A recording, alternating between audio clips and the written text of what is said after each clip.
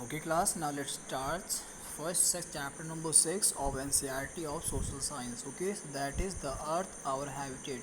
Okay, so now the first topic, the earth in the solar system. So how wonderful it is to watch the sky after sunset. Okay, so in order to show something, so how wonderful it is to watch the sky after sunset. One would first choice one or two bright dots shining in the sky. Soon you would see the number of increasing. You cannot count them anymore.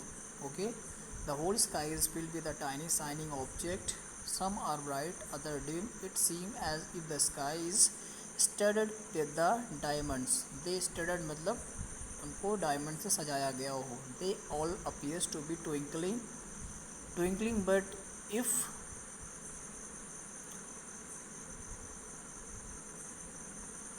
if you look at them carefully, you will notice that some of them do not twinkle as others do. They simply glow without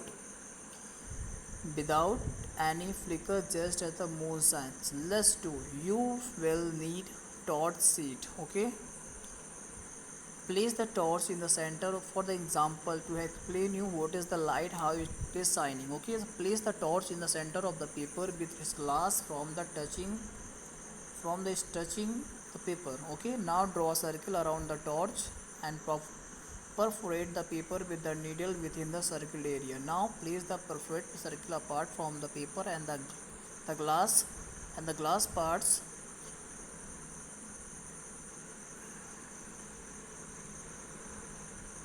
Okay, so you have to just notice all and wrap the paper around the torch with a rubber band. Take care that switch of the light must be on. Okay, next है आपका.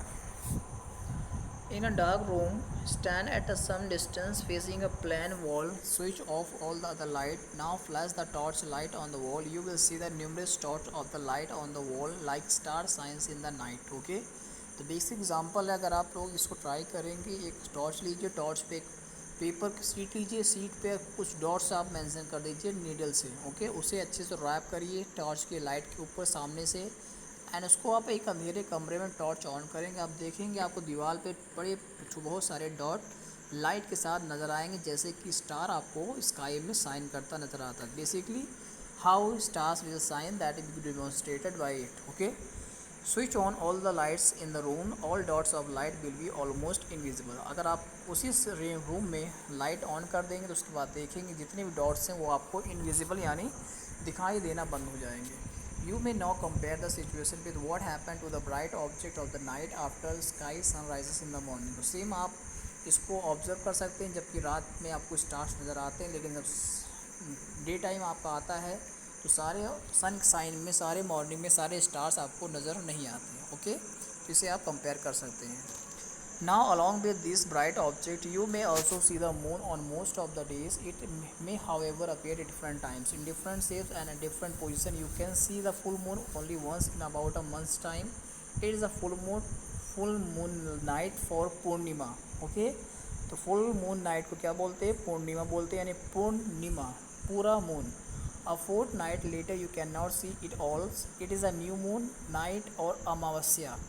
On this day you can watch the night sky west. It is okay, it is clear night.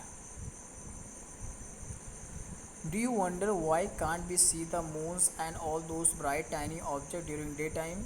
क्या आप बता सकते हैं कि हम day time में उसको देख क्यों नहीं पाते? बहुत सिंपल सा. It is because the very bright light of the sun does not allow us to see all these bright objects of the night sky. Basically जैसा कि जिसकी लाइट तेज़ होती है उसके आगे छोटी लाइटें गायब हो जाती हैं. ओके, इसी वजह से हम बाकी चीज़ें मून को दिन में नहीं देख पाते. The sun, the moon and all the object shining in the sky, night sky, are called celestial body. Okay, so जितने भी ऑब्जेक्ट आपको नाइट में शाइन करते हैं, नज़र आते हैं, उनको हम क्या बोलते हैं? Celestial bodies. Some celestial bodies are very weak and hot. They are made up of gases. They have their own heat and light, which they emit a large amount. These as celestial bodies are called stars. तो basically star क्या होता है? Star जिसके पास खुद की own heat and light है उन और जो लार्ज अमाउंट पे एमिट करते हैं, ऐसी बॉडीज़ को हम स्टार्स बोलते हैं. तो स्टार को किसी और के लाइट पे डिपेंड नहीं होना पड़ता, ये खुद की लाइट इसके पास होती है। तो सन इज़ अ स्टार, तो सन भी एक तरह से क्या है, स्टार है। ओके, तो पॉइंट याद होनी चाहिए आपको। सो अगर आपको पूछा जाए आपके सोलर सिस्टम में सबसे बड़ा स्टार क्या है, तो आपका सन होगा। ठीक है। Countless twinkling stars in the night sky are similar to the sun, but we do not feel their heat or light, and they look so tiny because they are very, very far from us. You must notice that all objects look smaller, and when seen from a distance, how small an aeroplane look when it is flying at a great night. Okay. So basically आप लोग को पता होगा, figure 1.1 आप लोग देख रहे होंगे, सप्तऋषि एंड द नॉर्थ स्टार। तो नॉर्थ स्टार एक स्टार होता है जिसको हम लोग सप्तऋषि के नाम से जानते हैं, आप लोग देख रहे होंगे, that is Saptarishi.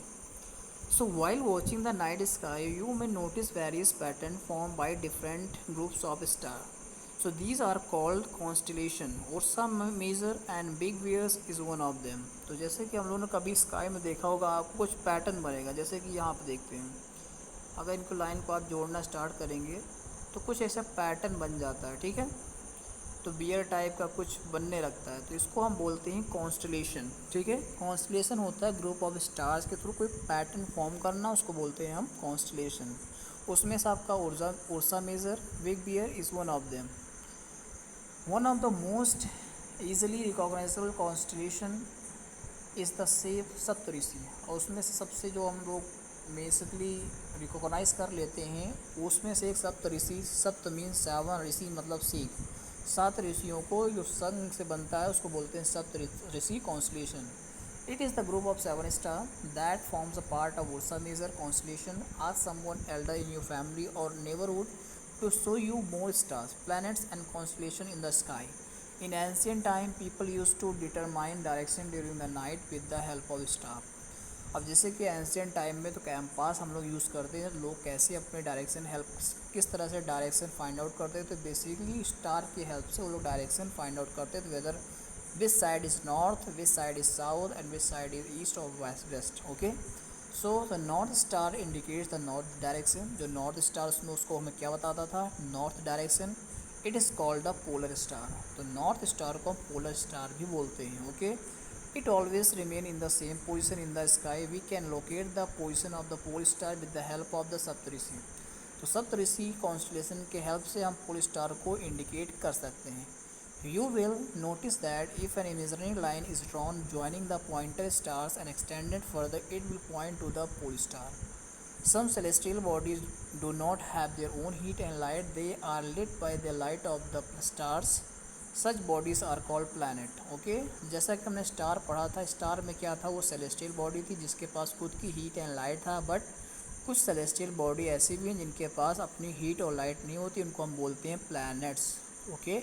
So I hope अब प्लैनेट्स क्या होते हैं you got clear. Okay. So the word planets comes from the Greek word planetai. Okay. तो ये वर्ड कहाँ से आया, प्लैनेटाई से आया, ग्रीक वर्ड है। विच मीन्स वंडरर, वंडर मतलब घूमने वाला।